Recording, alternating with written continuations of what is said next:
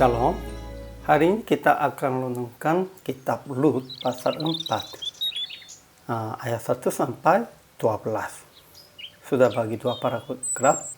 Paragraf yang pertama ayat 1 sampai 6. Boas menunggu penebus di pintu gerbang, dan setelah mendengar sarannya yang tidak mau menebus, Boas menerima tanggung jawab penebus.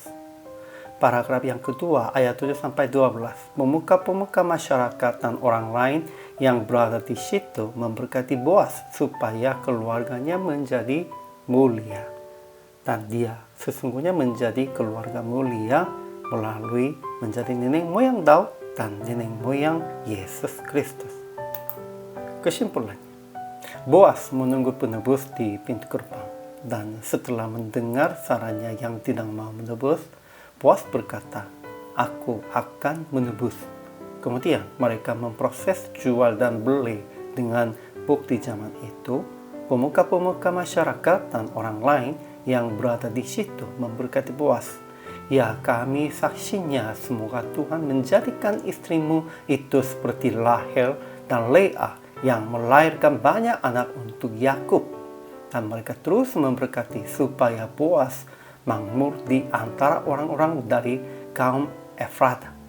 Dia terkenal di Betlehem. Anak-anak yang akan diberikan Tuhan kepadanya melalui wanita muda ini akan menjadikan keluargamu seperti Peres, anak dari Yehuda, dan Tamar. Kita harus memberkati kepada orang menemui kewajiban. Ajaran tentang Allah yang pertama, Tuhan akan membuat Lut seperti Rahel dan Leah yang telah membangunkan umat Israel. Kedua, Tuhan akan memberikan anak kepada Boas seperti keturunan Peres yang dilahirkan Tamar bagi Yehuda.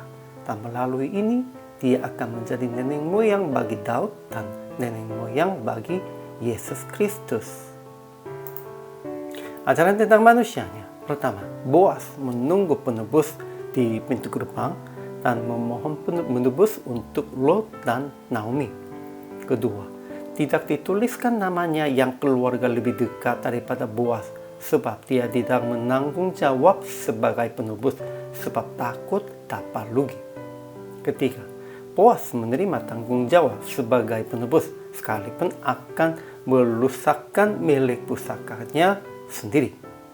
Keempat, pemuka-pemuka masyarakat dan orang lain yang berada di situ memberkati Boas sebab dia menanggung jawab kewajiban sekalipun merusakkan milik pusakanya sendiri. Aplikasinya. Pertama, kita harus menanggung jawab tentang kewajiban dari Tuhan sekalipun akan merusakkan milik pusakanya sendiri. Kedua, kita harus memuji dan memberkati tentang orang-orang yang menanggung jawab sesuai dengan perintah Tuhan. Ketiga, kita harus ingat akan Yesus datang sebagai keturunan Boas dengan kesetiaan.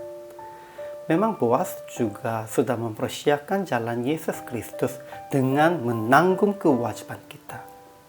Ya, kita juga harus menanggung kewajibannya supaya membuat jalannya semuanya lulus untuk datang Yesus kedua kalinya. Kita harus menanggung jawab tentang itu. Jadi PR praktik hari ini, renungkan firman dan mendengar suara Tuhan dan melakukan perintah Tuhan sebagai kewajiban, bukan pilihan, supaya mempersiapkan hari Natal dan datang Yesus kedua kali. Memang Yesus Kristus datang sebagai Raja di dalam keluarga Daud, dan untuk itu persiapannya dari siapa? Dari Boas, itu dengan hidup kesetiaan. Kita juga harus hidupnya dengan setia.